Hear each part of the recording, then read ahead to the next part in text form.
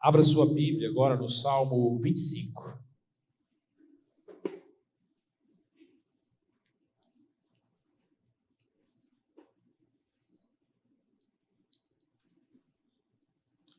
Nós vamos ler os versículos 1, 2 e 3.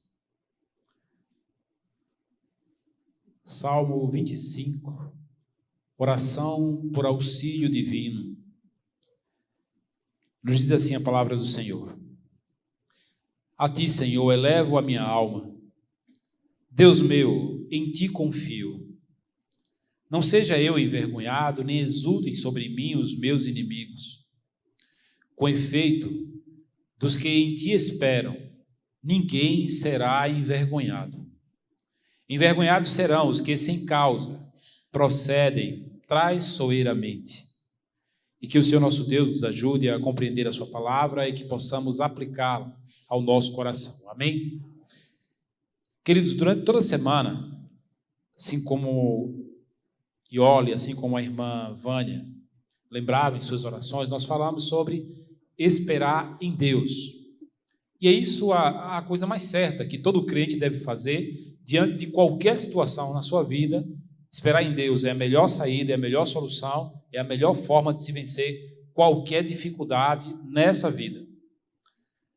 Mas quando nós olhamos para nós mesmos, quando nós olhamos para quem somos, de que material é feito um servo de Deus e uma serva do Senhor? Às vezes nós passamos a ideia para outras pessoas, de fora da igreja, até mesmo de dentro da igreja, que o servo do Senhor, ou alguém que tem um cargo especial, é feito de um material diferente, como se ele tivesse uma couraça resistente, e que nada que acontecesse na vida, ou que viesse ao seu encontro, seria capaz de abalá-lo, porque ele está firme no Senhor e ele vai viver assim para sempre. E às vezes é estranho quando alguém expõe a sua fraqueza e diz assim: eu tive medo, eu me agoniei, eu me desesperei. E a própria igreja, ela não recebe muito bem essa mensagem quando alguém que tem cargo na igreja fala que teve medo de alguma situação.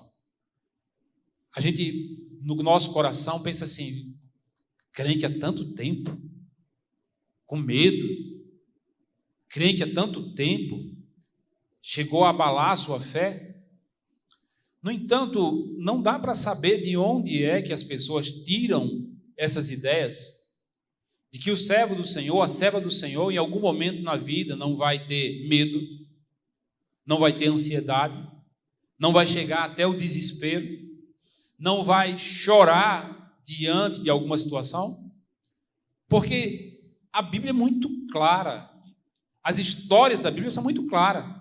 Os grandes homens do Senhor passaram por situações e que tiveram medo, que se desesperaram, que choraram. Mas uma coisa é certa em toda a história do povo de Deus. Nós cantamos, enquanto cantava, eu anotava aqui, o primeiro hino que nós cantamos essa noite dizia assim: quando tudo em minha volta desmoronar. Então essa é uma possibilidade que existe. Em algum momento desmoronar tudo. E o outro hino dizia assim: o choro pode durar uma noite. Então a possibilidade do choro é real e está na Bíblia. Só que nós temos falado essa semana que sempre antes de melhorar, as coisas pioram, mas depois melhora. Sempre antes de melhorar piora, mas depois melhora. E foi isso que nós vimos em cada noite dessa semana.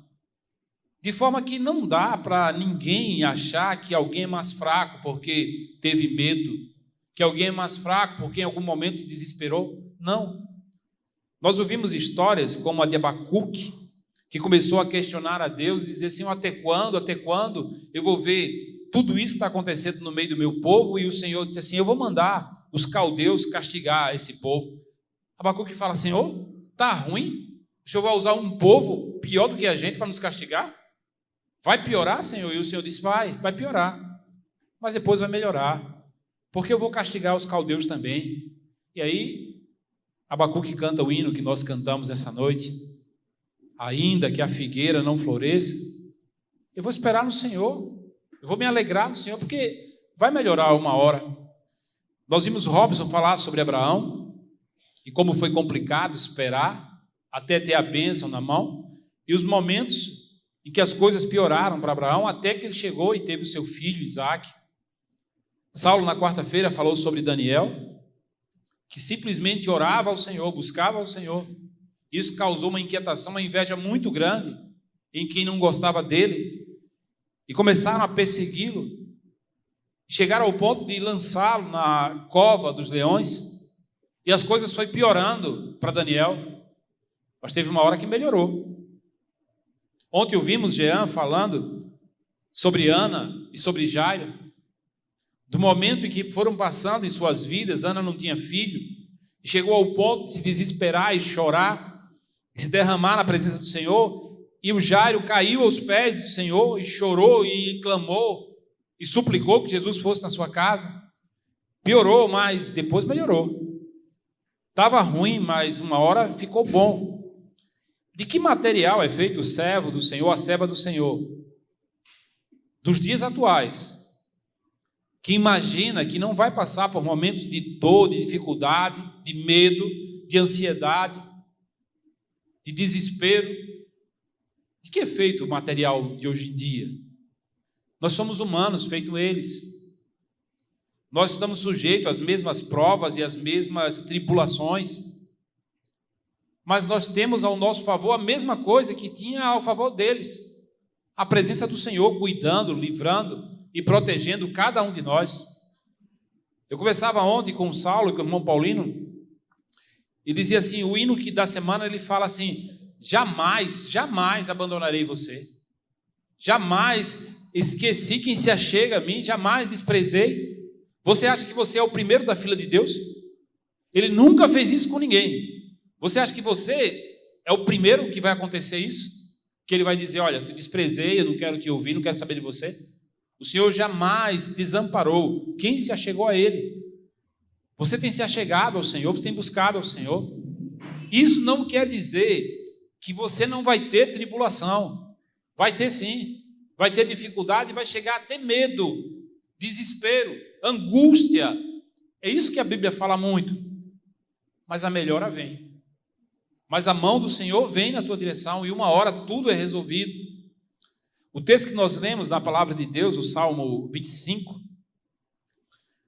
é um daqueles salmos em que Davi fala a Deus da sua situação, do seu medo, da sua angústia, por conta da perseguição dos seus inimigos. Davi era atacado constantemente, não apenas fisicamente, mas também através de ideias. A ideologia da época, os seus perseguidores, as pessoas que não gostavam dele, estavam toda hora perseguindo. E isso era algo que angustiava muito a vida de Davi. E essa perseguição, muitas vezes, não era só dos inimigos externos. Às vezes era dentro do próprio povo, da sua casa, na sua família. Ele passava por tudo isso, esse sofrimento. E aí eu gosto do Salmo 25. Principalmente no jogo de palavras que é usado no versículo 3. O versículo 1 ele diz assim: Senhor, a ti eu elevo a minha alma. O versículo 2 ele diz assim: meu Deus, em ti confio, que eu não seja envergonhado, nem exultem sobre mim os meus inimigos. Mas eu gosto muito do que fala o versículo 3. O versículo 3 ele usa um jogo de palavras. E ele coloca, de um lado, você, e do outro lado, a decepção. Preste bem atenção para isso. Você e a decepção estão em lados opostos, esperando alguém. Preste bem atenção para isso que ele fala. Você e a decepção estão em lados opostos, esperando alguém chegar.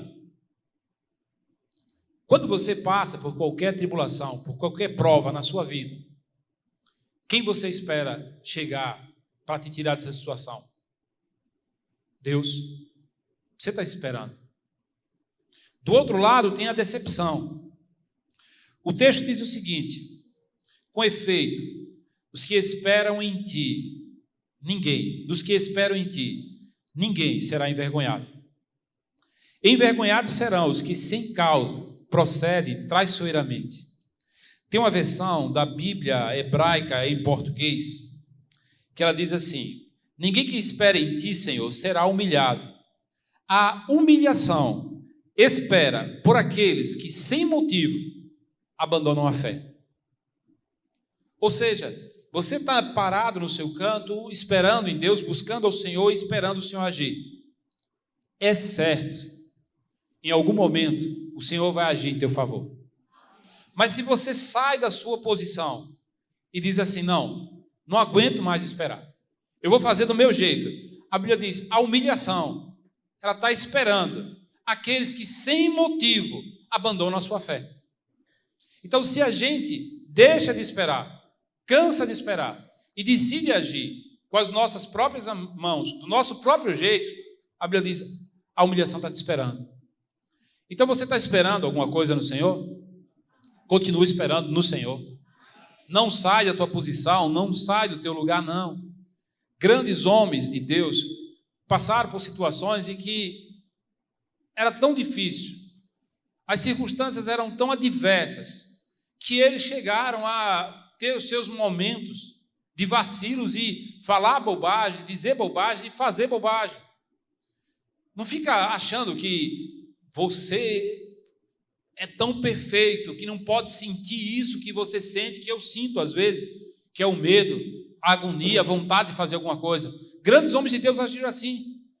A palavra de Deus diz no livro de Jó, no capítulo 3, que depois que Jó passa por todos os sofrimentos, todas as suas perdas, de tudo que viveu, até aquele momento, no capítulo 3, Jó está calado, está angustiado, os amigos chegaram para consolar, senta perto dele. Mas o capítulo 3 diz assim: finalmente Jó quebrou o silêncio e amaldiçoou o dia do seu nascimento. Jó disse: maldito o dia que eu nasci, maldita a noite em que disseram: já nasceu, é um homem. Olha que ponto, um homem que o próprio Deus o elogiou diante do diabo. Mas chegou um momento na vida de Jó que Jó estava tão abalado, e era tanto problema que ele tinha realmente, que ele disse assim: maldito o dia em que eu nasci, maldito a noite que alguém veio dar notícia: já nasceu, é um homem, que esse dia seja amaldiçoado. Dá para imaginar alguém falando isso e alguém sendo servo do Senhor? Primeiro livro dos Reis, no capítulo 19, depois de fazer o trabalho do Senhor, depois de obedecer à voz do Senhor, a Bíblia diz que Elias chegou a um ponto de estresse, de desgaste tão grande, que ele foge com medo de Jezabel para salvar sua vida. Ele deixa o seu ajudante para trás, ele vai para um lugar deserto, ele ora ao Senhor, e a oração dele é simplesmente assim: chega ao Senhor Deus, chega, acaba com a minha vida, eu sou um fracasso, como foram os meus antepassados. Tá bom, Deus, me mata, tira a minha vida, chega, eu não aguento mais não, chega. E ele diz isso depois que ele fez a vontade do Senhor, mas chegou um momento que ele não aguenta mais, e ele diz assim: chega, Senhor.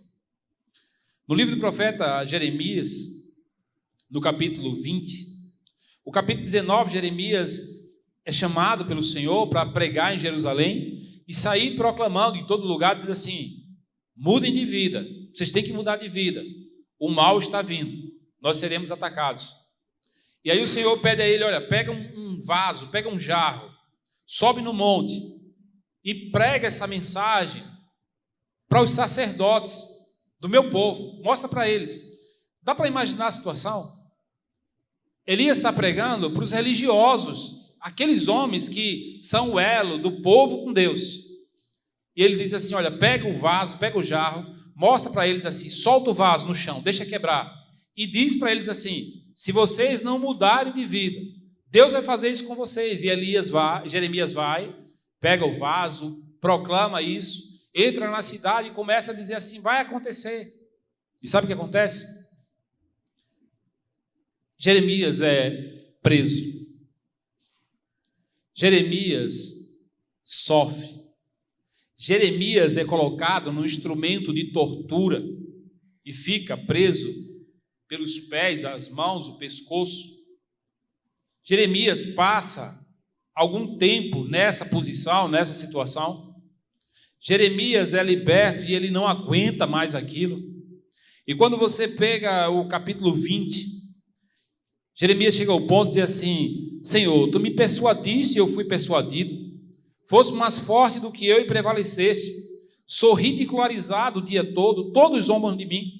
Pois sempre que falo, grito e clamo, violência e destruição. Por isso a palavra do Senhor trouxe-me intimidação e insulto o dia todo. Se eu disser, não farei menção dele e não falarei mais o seu nome, então meu coração arde como fogo, pressionando os meus ossos.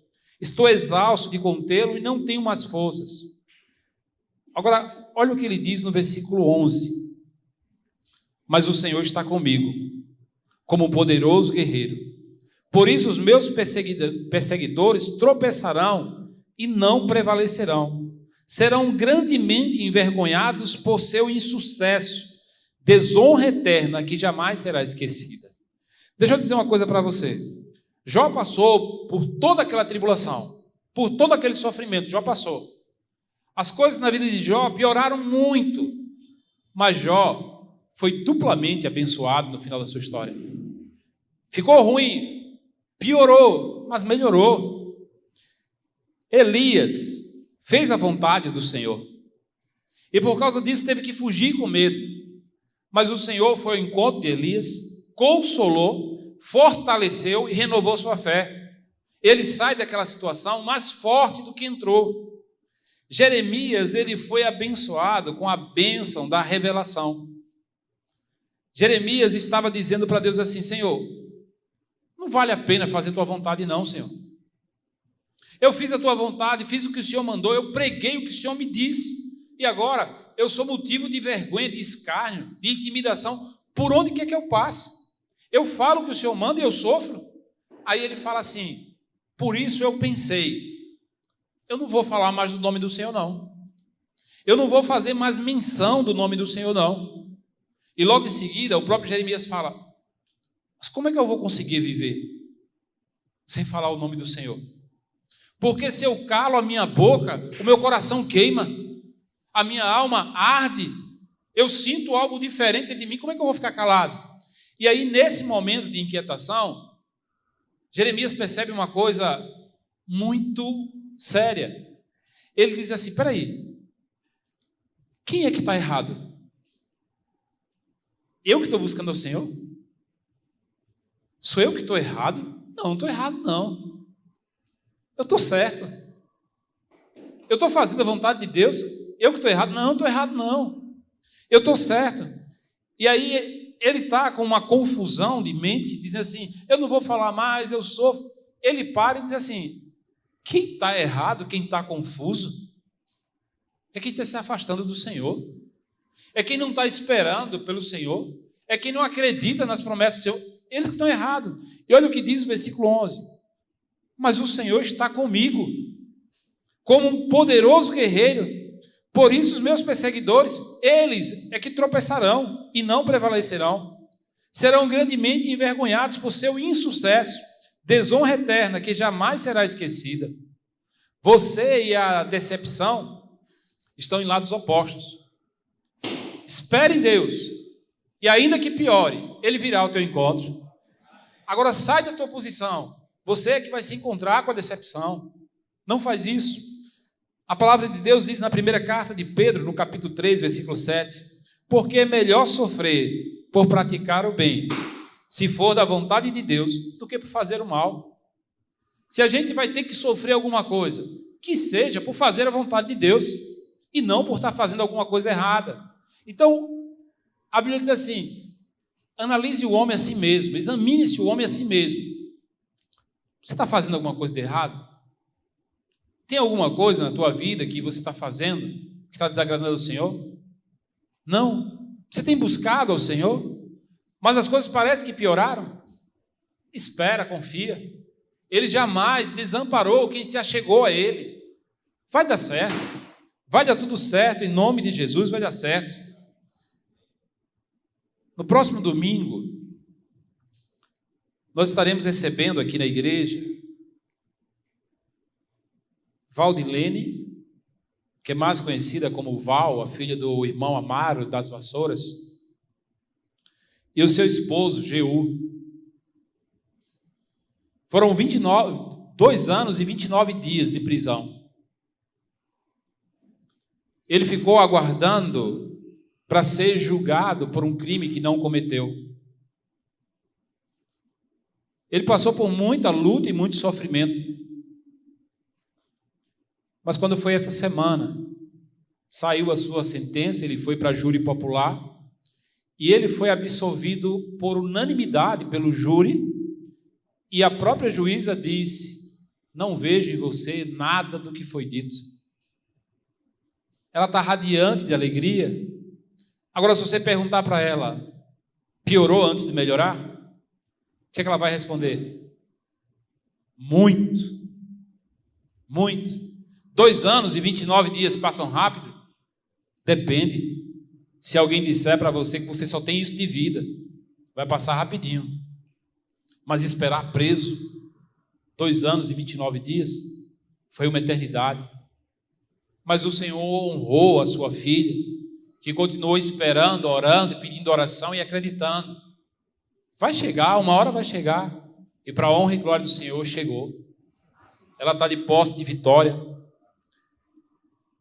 Essa semana, eu tive que fazer várias entrevistas na empresa, fazer uma seleção interna com pessoas que já trabalham na empresa, que querem ocupar cargos maiores da empresa. Toda vez que eu entrevisto alguém, eu sempre termino a entrevista fazendo uma pergunta para as pessoas que já trabalham na empresa. O que a empresa pode esperar de você, caso você não seja o escolhido? Porque todo mundo sempre faz a pergunta assim: o que a gente pode esperar de você se você for o escolhido? E aí todo mundo diz sempre a mesma coisa: eu vou dar o meu melhor, eu vou fazer de tudo que eu posso, eu vou vestir a camisa da empresa, eu vou fazer isso e aquilo. Mas se você não for o escolhido, o que a empresa pode esperar de você? E é impressionante que todos são pegos de surpresa quando chega essa parte. Porque na hora que não chegou ainda a bênção da gente, é fato. A palavra de Deus diz isso em Provérbios 13, 12. A expectativa que se adia faz a alma adoecer. Mas os que esperam no Senhor renovam suas forças. E eu queria fazer essa mesma pergunta para você nessa noite. Se aquilo que você tanto espera não chegar agora, o que é que o Senhor pode esperar de você? Se aquilo que você vem pedindo a Deus não acontecer agora, o que é que Deus pode esperar de você como servo e como serva dele? A Bíblia é clara demais.